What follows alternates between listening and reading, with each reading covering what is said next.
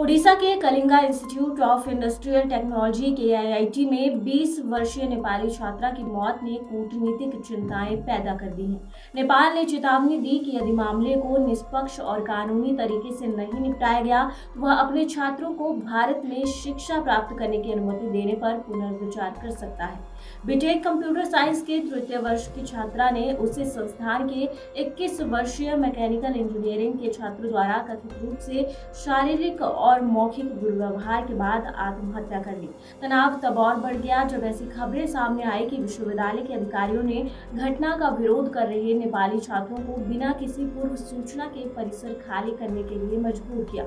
इस पर नेपाल के प्रधानमंत्री KP शर्मा ओली ने हस्तक्षेप किया और प्रभावित छात्रों की मदद करने और स्थानीय अधिकारियों से बातचीत करने के लिए दिल्ली स्थित नेपाली दूतावास से अधिकारियों को भेजा। KIIT यूनिवर्सिटी ने इस घटना को दुर्भाग्यपूर्ण बताया और पुष्टि की कि आरोपी को हिरासत में ले लिया गया है। संस्थान ने प्रदर्शनकारी छात्रों से कक्षाओं में वापस लौटने का आग्रह किया।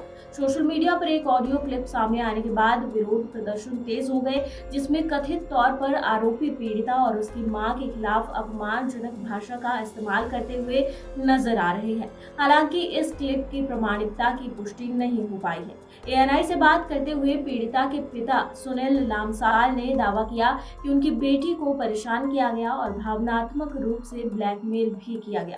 हालांकि उन्होंने कहा कि उन्हें उम्मीद है कि जांच और पोस्टमार्टम रिपोर्ट से सच्चाई सामने आ जाएगी।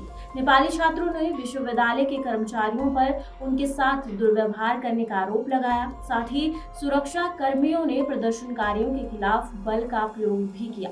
छात्रों और कर्मचारियों के बीच तीखी नोकझोंक के वीडियो ऑनलाइन प्रसारित हुए, जिससे आक्रोश और भी बढ़ गया।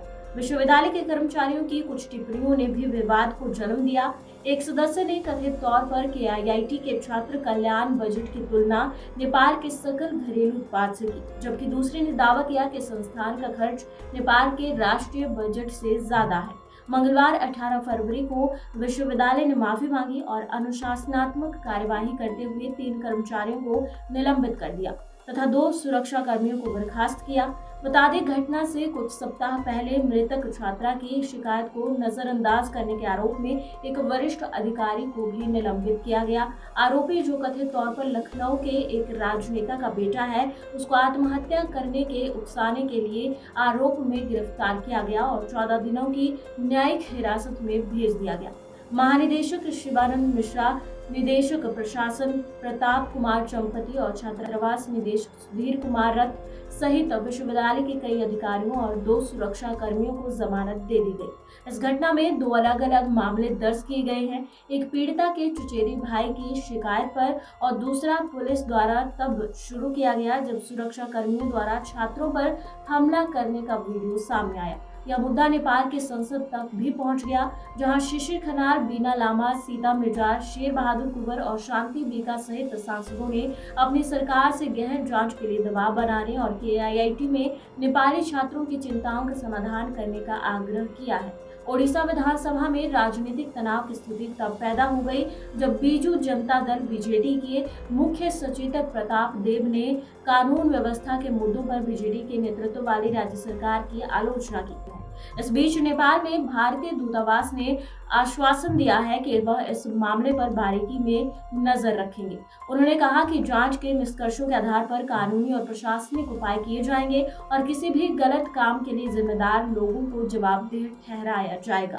आखिर में एक सवाल आप सबके लिए कि देश में जहां समानता का पाठ सबको पढ़ाया जाता है, वहां पर ऐसी घटनाएं होना क्या सही है? या देश में सच में समानता का अर्थ कोई जानता है? और अगर नहीं जानता तो मानसिक विकृति रखने वाले अपराधियों के द्वारा इस प्रकार के अपराधों का शिकार एक मासूम ही क्यों बनता है? क्या ऐसे अपराधियों को बनाने में सरकार, कानून व्यवस्था या समाज जिम्मेदार नहीं है?